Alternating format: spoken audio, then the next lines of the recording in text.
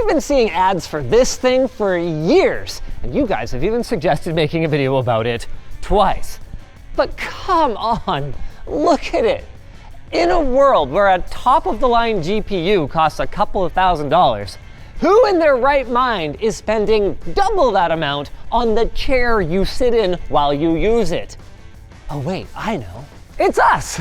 It's literally our job to buy outlandish stuff like this and show you guys what it's all about. So, with a little help from our sponsor, Epomaker, a team of gamers, engineers, and designers who are dedicated to bringing high-quality, customizable mechanical keyboards to the community at affordable prices, we'll take a closer look at their RT100 keyboard a little bit in this later, we have finally put the Cluvens Scorpion Computer Cockpit to the test and found some unexpected conclusions. But before we get to those, let's rewind a little bit here. After a 10 to 32 day wait for shipping, this is what arrived in my driveway, or to be more specific, at the curb at the end of my driveway. Luckily, no one stole it, so let's get it inside and take a look. We're gonna have a link in the video description if you guys can't wait to follow my example and blow your own money on one of these. Ooh, but I'm not at the stage yet where I think I'm ready to recommend it. This is far from the lightest chair that we've ever looked at, coming in at a whopping 200 kilograms of shipping weight. To their credit, this is one of the most user-friendly packing crates I think I've ever seen. Wow!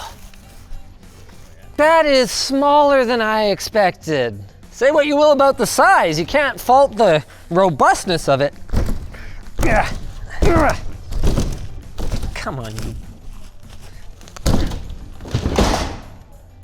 I wonder what percentage of the injury report forms are me.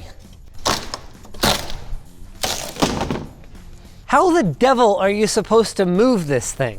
Dude, there's a lot of pieces in here. I thought you said the assembly was supposed to be straightforward. Their assembly video is only 3 minutes long. It can't be that hard. How many legs do scorpions have? When I have this chair, my gaming will have no legs.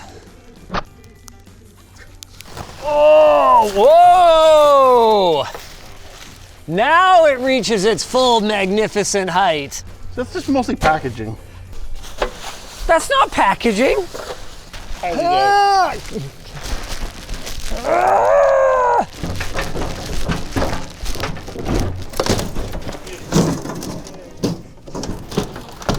Oh, sick. Look at these lights. Okay, I got an arm. Oh, it opens up. I'm just trying to picture the person whose house you walk into and this is in their living room, you know? It sends a message. What's the message, Jordan? Nothing good. This is the bubble wrap output of a small nation.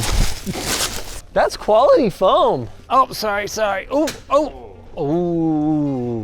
How do you like me now, ladies? Mess, probably. Yeah, you could, no, you could, it's movable. Thanks, Colin, but I think I got it. Ah! Oh, I think I crushed those cables. Got the instructions up, but before we start them, I just gotta say, where's your tracksuit, buddy? The form's impeccable, but you gotta get the stripes. This is the Scorpion's decorative foot. Also a weapon. Its only contribution is to be a tripping hazard. It's Law and Order. That one got me. All right. Oh, it's gross. The cable's white. I know, right? But it's the one white thing on it. It comes in white too. And Really? gold. And gold? Yeah. Okay, that was, Oh, that's awesome. oh, that. Oh, that's pretty cool. Next up is our arm with the controls for the Scorpion tail and the seat on it. I don't know what any of these buttons do and they're not labeled, but this seems like a good time to tell you guys. The whole thing is made out of powder-coated steel with PU leather over what seems to be a really high quality foam. It has built-in RGB lighting, pre-installed 5-meter cables. Ours came with 3 HDMIs and 2 display ports, and apparently 160 degrees of adjustment on the chair seat itself. That's about 5 degrees. Will my wife get the insurance if I die in this thing? That would be active scorpion. I don't know if that counts.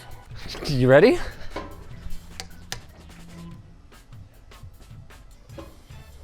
Oh, there's the other arm. Now that's funny. pounds. The RGB remote is just one of those wireless RGB remotes, but just embedded in the side of it. There we go. All right. Being able to adjust this forward and back would be good. Oh, no way. No, Wait, it does what? move. Oh, look at, oh wow, look at that. It has all the adjustment. Since we're talking about this arm, I want to look at the RGB control. This is flipping cool. You just touch anywhere on the wheel, and then it's that color. We went with the 3 monitor mount. We've got 3 of these Gigabyte M27U gaming monitors. They'll do up to 160 Hz 4K. They're VESA HDR 600 certified and come with HDMI 2.1. And the reason we cared about that was because we initially thought this didn't come with any DisplayPort pre-wired, but it turns out it did. So they've spent money on things that matter. Like the motors feel good, they feel smooth. It's reassuring as you're moving it around. The build quality is obviously a little on the industrial side. You know, it's welded steel, what do you want? How are we gonna get power to the monitors? Oh, there was a power bar up there, I think. Yes, there is in fact a power bar in there. All we gotta do is remove these 3 screws and we get access to it. Only 3 outlets, but there's a 5 monitor mount. There are such thing as C13, you know, Y splitters and whatever, just, you know, okay. We found an oversight. Is this how the RGB is mounted? You know, I guess it doesn't matter. We'll adjust them in and out afterwards. Yeah, not much in the way of other adjustments though, hey? Not so much. Cool. You just gotta hope they kind of balance, I think. Yeah. Oh, how's the clearance on that? Not amazing. Cool. So we need to put it sideways in order to, which is fine, because now it's just like the RGB strip. Exactly. I'm not sure what the plan is for cable management here. LTT cable arches to the rescue. There we go. That's pretty good. That's good. That's pretty darn good. Now, obviously, for a gaming battle station so magnificent, we're gonna need a pretty magnificent computer. So we've gone with a, what's that, Colin? What is it, 7800X 3D and a 4090? I'm just guessing. Oh, it is. Oh, great. Realistically, which cables you hook up to your monitors is gonna come down to what I/O you have on your graphics card more than anything else. I didn't look at this before we started, so I guess I'm using a DP to HDMI adapter. Should we see if we got these monitor cables right? Did we just blow a fuse? Wait, we don't even need the power bar. There's another power bar behind another access hatch built into the chair. Ow, ow, oh. Do they seriously have the top power bar plugged into this power bar? And it's not like it's a high current application or anything. Check this out. The Scorpion claw's open. What? No way. If you had a little kid or a pet and you just really wanted them to not have eyes, then you just leave these open. That's great. It's dangerous, just like a real scorpion. I've got a plan for us to teamwork this. Jordan, if you can operate the dials, I'll keep an eye on the cables here, and Colin, you keep an eye on the cables at the back, and if you see any problem, just say something. Oh. Oh. Wait. There's not even a problem. Colin, for crying out loud. Okay. Jordan, I'm not gonna lie. I'm a little sketched out about lying in this thing. How's your insurance? Good. But the thing about insurance is, I'm not the one who gets the payout. You always say monetize your death. It seems like they've done a pretty good job of keeping the length of the cable travels the same regardless. This should address the monitor, but that whole thing where the whole thing shifted is a little sketchy. I mean, I'm not getting into it. What do I care? Why are you not getting into it? I'm over the weight limit. That's a thing you encounter sometimes with Asian design in the North American market. You saw the whole thing with Nintendo theme park? Yeah. Where like the average American male like couldn't go in one of the rides or something like that. Before we get in, we didn't have any issues with the cables while we were moving the chair, but that's not necessarily a given forever based on that these are just kind of hanging loose and there seem to be some things in here that they could get caught on. The good news is I think we figured out how to get into it.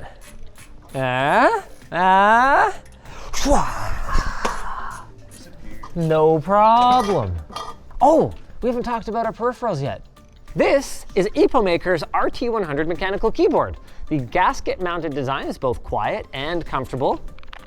while its 97 keyed layout offers a compact form factor without having to give up a dedicated number pad or media controls. That's in no small part thanks to the multi-function media control knob. It's got USB-C, Bluetooth 5.0, and 2.4 gigahertz wireless connectivity, meaning you can connect to your PC or Mac or whatever, it's Bluetooth, right? However you prefer. And hidden in the storage bay for the 2.4 gigahertz receiver is the connector for the Smart Mini Display, a programmable smart display that shows essential system and real-world data right out of the box, and just like the south-facing RGB lighting on every key, is customizable to suit your preferences. We'll get more hands-on with the RT100 in a minute, but first, we need to get some games loaded on this thing. Oh shoot, I never checked if I plugged in the right things. Well, this one's got a signal. What are the odds I got only 1 of 3? No question. If the goal is to find the chair that makes you feel like an absolute boss, your journey's over. These monitors look great though. Man, 4K is sharp at this distance. It's the kind of setup that just puts a smile on your face, you know? There are some issues. At my height exactly, the monitors are in the right spot when the angle is right, and there's not really a ton of adjustment on these things. Also, I'm already noticing that when I move the mouse and type on the keyboard, there's a little bit of wiggle wobble. Now we got this working. Holy crap. I think the best thing I can say about the chair right now is I kind of forgot I was sitting in it. And I really do mean that in a good way. The worst chair is the one that you think about while you're inside it. Jordan. What's up? Remember how we adjusted the angle of this display just right? Well now, it's pointed up this way. Oh. So the fact that I have no on-the-fly adjustment means that unless I had a 4th motor right here in this one, which we checked, we don't, I have no way of adjusting this angle after the fact. Well, my keyboard and mouse, oh no, okay, it comes in a little bit. The angle's a little funky. The benefit of that is that it doesn't tip towards you like on some of these that I've seen in the past. The disadvantage is that your arms are like this. Is widescreen gaming forum still a thing?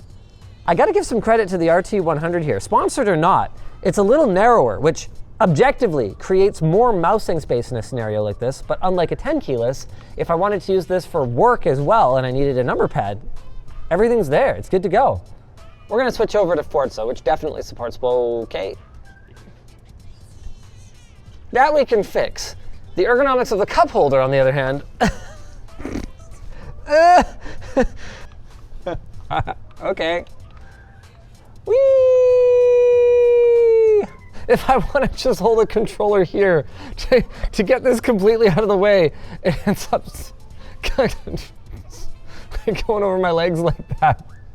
And then now it's so far away that if I do need it for something to navigate a menu or because I get an email, I gotta drag it way back over here. In fairness to Cluvens, I haven't seen good solutions to most of these problems. So the question in my mind isn't so much, should you buy the Cluvens Scorpion if you're shopping for one of these chairs, as it is, should you even be considering one of these chairs? Because I've yet to use one that even for free I would consider putting in my house. Obviously people are buying them though, or they wouldn't exist, which, if you think about it, is kind of a good thing. The immersiveness is great, so whatever my feelings are about these things, obviously they exist, which means obviously people are buying them and finding ways to work around some of the challenges, be they ergonomic or be they practical. Like, one of the things we noticed is if you're not using headphones, you probably don't have a really great way to handle audio. I don't know about speakers mounted to the edge of these monitors. They're kind of wobbly enough as it is. With that said, I think Cluvens has got the most usable package I've seen so far. So maybe it's time to get some impressions from the other members of the team. Let's see who wants to swap out their existing station for this. How do you get in, Jordan? Well, that's for you to figure out. I feel like I'm in a dentist chair. Oh, that's the whole back. Oh, wow. Oh, this keyboard's got a little screen on it. It's kind of cute. What can you put on the screen? It'll do like your temperatures, your CPU use, weather. Oh, okay. You can put little animations and stuff where the logo is. So I can put memes? You can put memes on it. Hell yeah. I'm actually kind of shocked at how comfortable this is. I thought this would be a lot weirder and not as enjoyable. I could play in this all day. But would you buy it? Well, how much does just the chair cost? I don't need the whole setup. The chair is $28.99 US plus shipping. I think that's totally reasonable. I would enjoy movies in this, I think. And would you replace your workstation? Oh yeah, easily.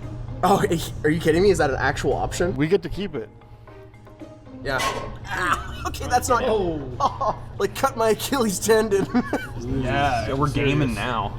It feels a little cramped, to be honest. I feel like it's a little definitely tilted. crooked. Yeah, It is, it's a little crooked. Yeah, I have the buttons all the way. It's way, yeah. This is not the chair's fault. The chair is actually pretty comfortable. You really want to recline it, or else your wrists kind of feel like they're getting a little cramped. Would you pay for the chair yourself? I don't think I'd want to pay for this myself. Would you want it as your workstation? Oh, no, I'm good.